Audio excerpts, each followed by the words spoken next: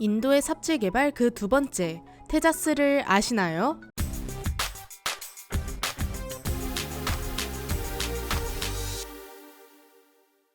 안녕하세요, 지식스토리입니다. 이번에는 인도의 무기개발 삽질 두 번째 이야기를 해볼 텐데요. 지난 영상에서 다루었던 아준전차는 개막장 그 자체였습니다. 아준전차 영상을 보지 않으신 분들을 위해 간략히 설명하자면 30년 넘게 개발하면서 얻은 기술도 거의 없고 가격은 천정부지로 치솟아 비싼 쓰레기를 만들어낸 개발사인데요. 절대적인 상명하복 구조에 좋은 게 좋은 거라는 탁상 공론식의 무기 개발이 그 원인이었습니다. 이런 전차를 만든 국방부에서 비슷한 개발을 하나 더 진행했는데요. 역시나 제대로 진행될 리가 없었습니다. 1970년대 제3차 인도-파키스탄 전쟁이 터지고 시작된 아준 전차의 개발은 처음은 순조롭게 가는 듯 보였습니다. 74년에 시작된 개발은 80년쯤 끝날 듯 보였고 80년대에는 실전 배치가 가능하다는 생각에 들떠 있었죠. 비슷한 시기에 인도 공군에서도 파키스탄과 중국 등 주변 나라와의 군사적 긴장으로 인해 위기의식을 느낍니다.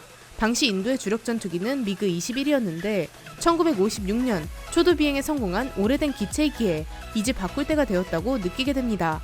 1990년대 중반에는 미그 21을 전량 퇴역시켜야 하니 지금부터 준비를 해야 한다고 느꼈죠.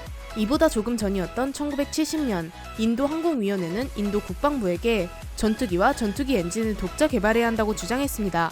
국방부는 그때 그런가 정도로 생각했습니다.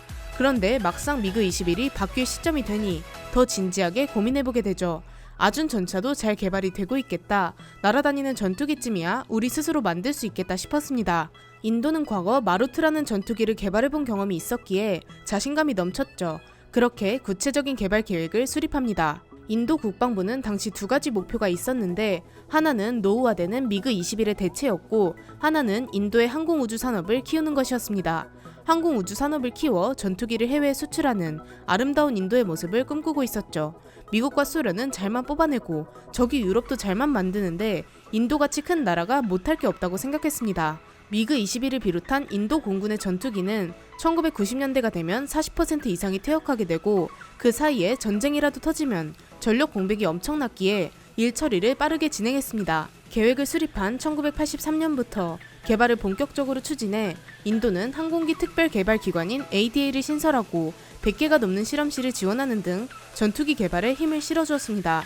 인도는 최소한 대부분의 기술을 스스로 개발할 수 있는 자립형 전투기가 되길 희망했습니다.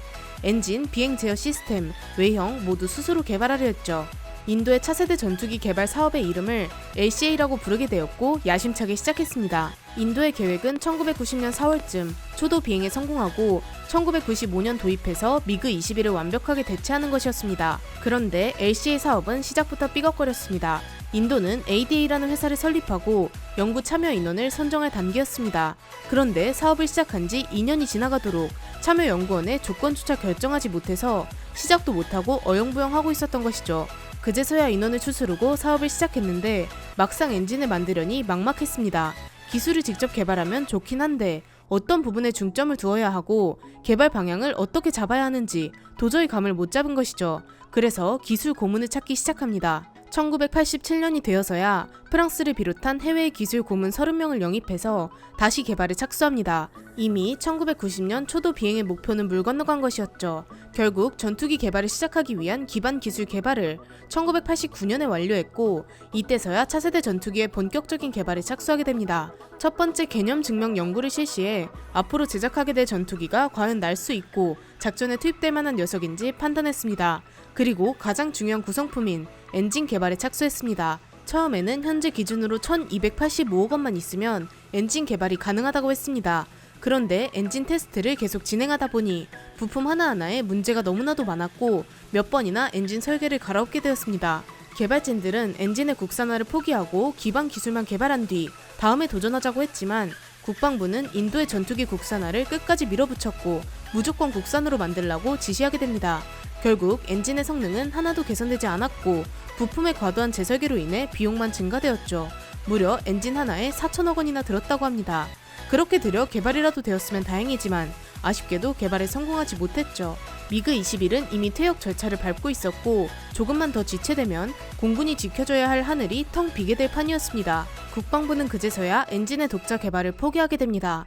10년이 훨씬 넘는 시간 동안 독자 개발을 시도했지만 제대로 수립되지 못한 개발 계획과 미흡한 기술력으로 실패하게 됩니다. 원래 항공기 엔진 기술이 매우 고난이도 기술이기도 하니 인도가 실패한 것이 마냥 비웃을 일은 아닙니다.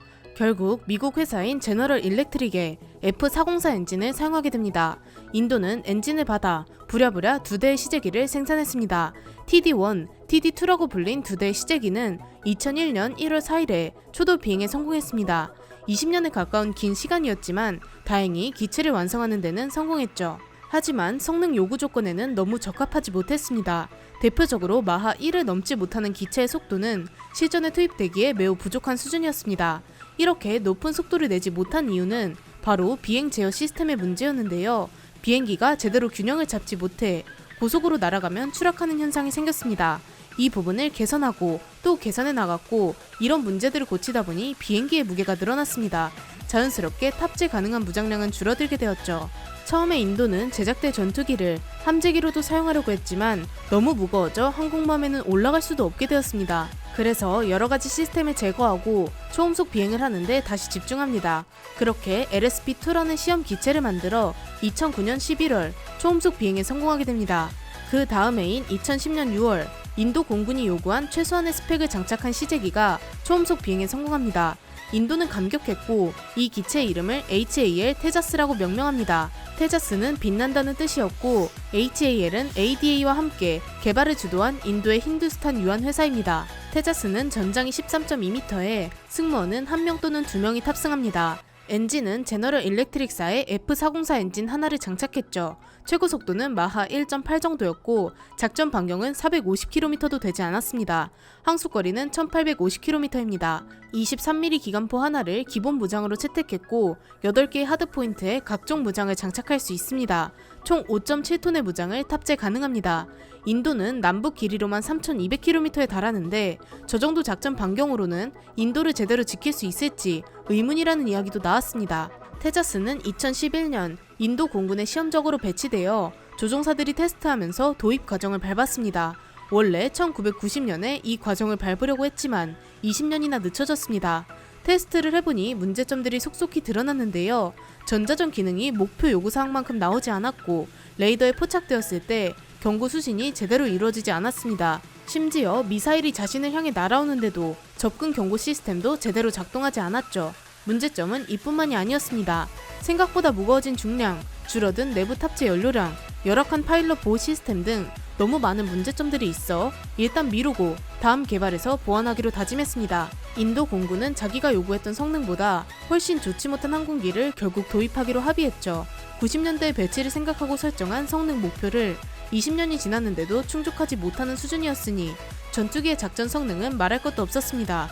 하지만 어쩔 수 없이 테자스는 2016년 7월 1일 2기가 공군에 정식 인도되었고 83기의 기체를 추가 도입하겠다고 계획했습니다. 2020년 현재 기준으로 30기 가까이 생산되어 공군에 배치되었다고 합니다. 인도 공군은 테자스로만 인도의 하늘을 지킬 수 없다고 생각했고 2012년 프랑스 전투기인 라팔을 126대 도입하기로 결정했습니다. 아무리 생각해도 테자스가 아쉬웠던 인도는 2015년 라팔 추가 도입을 백지화시켜버리고 36기만 도입하는 것으로 마무리 지어버립니다. 나머지 돈은 바로 테자스의 개발에 투자하기로 하죠. 결국 테자스는 기존에 개발됐던 첫 작품을 마크 1이라고 부르고 마크 2라는 기체 개발에 돌입했습니다. 하지만 이번엔 엔진 독자 개발을 시작부터 포기하고 제너럴 일렉트릭사의 F414 엔진을 도입하기로 결정했습니다. 현재 우리나라의 KFX 사업에 들어가는 엔진도 바로 이 엔진입니다. 2013년부터 마크2 개발에 착수했고 2022년에 개발 완료를 목표로 하고 있습니다. 마크2의 성능 목표는 기존의 마크1에서 발생한 수많은 문제를 개선하는 것 정도로 생각하고 있습니다. 크기도 조금 더 커지고 엔진도 더 좋은 것을 달고 함재기 버전으로도 개발해서 인도의 항공모함인 비크라마디티아에도 올리려고 생각 중이죠. 마크2는 최종적으로 200기 정도 생산해 현재 인도의 공군 전력의 공백을 채울 예정입니다. 마크1과 2를 합한다면 280기가량의 전력이 완성되는 것이죠. 이렇게 안타까운 상황이 진행된 이유에는 여러 가지가 있습니다. 먼저 인도의 지독한 국산화 고집이 있었고 무리한 성능의 기체 개발이 있었습니다. 이런 고집을 부린 데는 이유가 있는데요. 인도는 과거 마루트라는 국산 전투기를 개발하면서 엔진을 수입하게 되었는데 이때 외교적인 문제로 영국산 엔진에 하자가 있는 상태로 수입이 진행되었습니다. 인도가 핵 개발을 하겠다고 하자 영국이 제재를 가한 것이었죠. 이런 속쓰린 경험이 있던 인도는 테자스 개발 때도 엔진 공급에 차질이 생길까 엔진만은 독자 개발을 하겠다고 고집부린 것이었습니다. 하지만 현재 인도 상황을 받아들이지 못하고 고집을 계속 부리는 바람에 엄청난 돈도 날려버리고 제대로 된 기체도 나오지 못했던 것이죠. 무기를 독자 개발하려는 인도의 도전 정신은 높게 사줄만 하지만 윗선에서의 무리한 고집이 국가적으로 손해보는 결과를 낳았습니다. 아준 전차와 테자스 모두 무사히 개발되길 바랍니다. 이렇게 인도의 안타까운 전투기인 테자스에 대해 알아보았는데요. 영상을 재미있게 보셨다면 구독과 좋아요 부탁드립니다. 감사합니다. 지식스토리였습니다.